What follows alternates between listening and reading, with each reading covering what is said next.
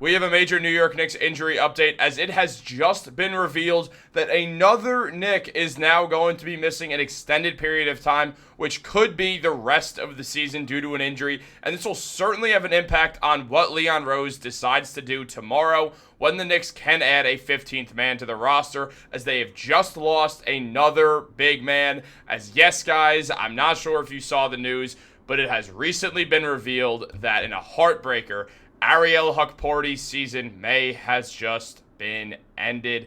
Now, Hukporti's been great for the Knicks as a rookie, and he just finally was getting rotational minutes, and we got the worst possible news we could have gotten about Ariel Hukporti today after seeing him kind of hobble off the floor with a knee injury. As you can see right below right now, Hukporti had 8 points, 2 rebounds. He also had a block last game in his first start in the NBA, but he only played 16 minutes as he went down with a knee injury and did not return to the game. Now, by all accounts, it appeared to be a sprained knee, but Shams Charania revealed the truth, saying New York Knicks center Ariel Hukporti has suffered a torn meniscus in his left knee and is expected to miss 4 to 6 weeks. Hukporti sustained the injury in his first start Wednesday night, posting 8 points, 2 rebounds, and 1 block.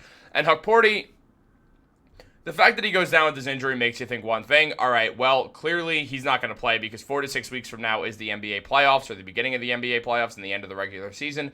And with Mitchell Robinson and Karl Anthony Towns and Precious Achiuwa all presumably being healthy at that point, it really doesn't leave room for Ariel Hukporti to show up, and you know they're not going to play him in the playoffs, meaning I do believe we've seen the last of Ariel Hukporti until next October, which is truly just a massive, massive kick in the groin. Now, yes, he'll probably play in the Summer League, and that'll be cool to see, so we will see some Ariel Hukporti action, but definitely we are done seeing him against the NBA talent for a little bit now until next year. Crushing blow, but Hukporti still will find himself in position to be a key player for the New York Knicks next season if the Knicks elect to trade Mitchell Robinson and also watch Precious Achiuwa walk in free agency in the upcoming offseason, so we'll have to stay tuned for that as well. But obviously a crushing blow to the New York Knicks. I mean, Hukporti was a very solid player this season. He put up 2 points per game and 2 rebounds, but the numbers were better than that. He also shot 67% from the field.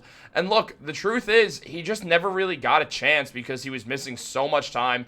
Tom Thibodeau would not play him. New York Knicks fans are furious, and you know they're going to be furious now as well, as you take a look at all this and think, wow, we really could have had Ariel Hukporti playing all this time, but right when we get to see him play, a guy who just mirrors Isaiah Hartenstein so much, now he goes down with a season-ending injury. It's such a crushing blow if you're a New York Knicks fan. But it's not just time to harp on Ariel Hukporti and his injuries. The players love him. The team loves him. Everyone loves Ariel Hukporti. I mean, Precious Achiuwa said he thought he played really great today. And then Tom Thibodeau after the game, now this is obviously yesterday, Tom Thibodeau after the game said, Hukporti's a young guy who's learning and getting better. Each experience, you're going to learn something. There's good plays. There's plays that obviously he could do a lot better. Just got to keep working at it. Well, now he'll get a whole lot of time to watch film while he recovers from his torn meniscus. And it's absolutely a crushing blow if you are a New York Knicks fan, as this is just absolutely killer. Look, this is also going to affect the Knicks tomorrow. I mean, tomorrow, February 28th, the Knicks get to pick up another player, their 15th guy in the prorated veteran minimum salary, kind of mumbled that. And by all accounts, it was going to be TJ Warren or Chuma Okeke, but now you look at things and you think the Knicks might need another big man. They have Towns, they have Mitchell Robinson, and they have Precious Achiuwa, and that's it. There's a real chance they decide to pick up a big man and TJ Warren just got absolutely screwed over. There is a very, very good chance that that is what's going to happen. And there's been a lot of big men linked to the New York Knicks over these last couple of months. And so we definitely are going to be looking at the Knicks taking a long, hard look. And I'll be honest, I would not at all be surprised now. And I'm not saying this is going to happen. I still think they're going to pick someone up tomorrow. I would not at all be surprised if Leon Rose and co. decide to wait a day or two before they make that 15th man signing, as they probably want to do a lot of evaluation to see if Hukporti can be back by the playoffs so he can be an in case of emergency break glass guy. On top of that, if he can't be, they're probably going to go and pick up a big man instead, despite the fact that it might not be the biggest team need. I mean, you can't just have Mitch Towns and Precious. One of them goes down with an injury. You're in really, really bad shape. So we'll see the Knicks have to make a tough decision tomorrow. I'm obviously crushed about Hukporti. I'm a big fan. I'm a member of Hukporti Island. I'm at the Porty party. Like, I'm really, really bummed out by this. But look, it's not the end of the world. He's going to be back next year. He's going to have a long career ahead of him with the New York Knicks, and it's going to be really fun to watch. Injuries happen. They suck. Hopefully he can be back by the playoffs, and the Knicks hopefully don't have to pick up another big man so they can focus on a guy like a TJ Warren or a Chuma or a few other names that we will discuss ahead of that. That video will come out tomorrow morning, so we'll make sure to discuss that as well, so you guys don't want to miss out on that. I'm going to release that probably around 8 a.m. tomorrow, just so we can get ahead of in case the Knicks sign someone. So stay tuned for that. We're also going to have another video coming out tonight in regards to the future, so I'll be honest, that was filmed before this, so it's not going to have any mention of the Hukporti injury, so there will probably be no talk on needing a big man, but here we are, guys. Look, there's a few different names that are going to come up that the Knicks have been linked to in the past, and we're going to go over some of them right now. One of them is Christian Wood, who's not played at all this season. Career 13-point-per-game scorer with 7 rebounds and 1.5 assists. Shooting 37% from 3 for his career and 51% from the field. His defense is definitely questionable. And I'll be honest, the impact on winning is very questionable. Here's the thing, though. He hasn't played at all this season. Last season averaged 6 points per game. I don't think it's going to be Christian Wood. I just wanted to get that one out of the way before we talk about the two guys who I think there is a very likely chance the Knicks will take a long, hard look at. Mohamed Bamba. Yes, that Mo Bamba.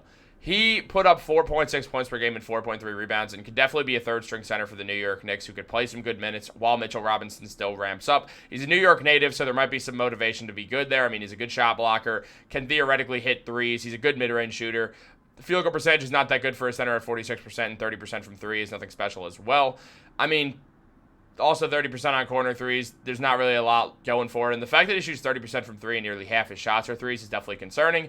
And it might kind of steer the Knicks away from Mo Bamba. I think the Knicks will look at him. They'll consider him because he's a true 7-footer who can block shots well and can play next to Karl Anthony Towns. So the Knicks will take a long, hard look at him. But another guy they've been linked to for a very, very, very, very long time is Daniel Theis, who is undersized, but he put up 4.3 points and 4.3 rebounds per game, along with 1.5 assists. He's a good passer, can shoot the three, can catch lobs. The defense is questionable. The field goal percentage is questionable. I don't want Daniel Theis. I'd way rather Mohamed Bamba. In all honesty, if I got to pick who I wanted, I'd want it to be JaVale McGee, personally. I know he's older. I know he hasn't played in a while. Or you could go Dwight Howard. Either one of those guys who... Either one of the centers who played center for the majority of the time that the Lakers won the NBA Finals with in 2020 is one of the guys I want. They could sign either one of them. Dwight Howard definitely gives some defense, though. There's a lot of spotlight around Dwight Howard, and the Knicks will probably want to avoid that. So I don't think it would be him, but I think the Knicks should take a consideration with him and should also look at JaVale McGee, as he's very similar to Mitchell Robinson in a lot of ways, and also would give a good veteran presence. He's a very, I know this sounds insane, he's a very, very, very smart person. I mean, like 4.5 GPA throughout school. The guy's a very smart person, very good basketball mind. By all accounts, an excellent teammate. People love to be around him. He does all the right things on the court and can definitely still give you 10 minutes of productive basketball a night with solid rim protection and just a good veteran presence who knows how to win games. He's been on good, bad, ugly teams. He's been on all of them. So he knows a lot, and he could definitely help out Mitchell Robinson in a lot of ways. I know Mitch is not a young player, but he could still help him out. Meanwhile, he could also help out Hukporti in any way as well, just kind of teaching him things, which would be huge for them. So I do think they should also target JaVale McGee to an extent. That's kind of my pick, but I think that might be unpopular. Who do you guys want to see the Knicks pick up tomorrow? Does the Ariel Hukporti injury affect that? Do you think Hukporti will be back for the playoffs as a guy, as their third-string center? Let me know in the comments down below. Like this video, subscribe, turn on post notifications. This is a real bummer, guys. Have a great day, and go Knicks.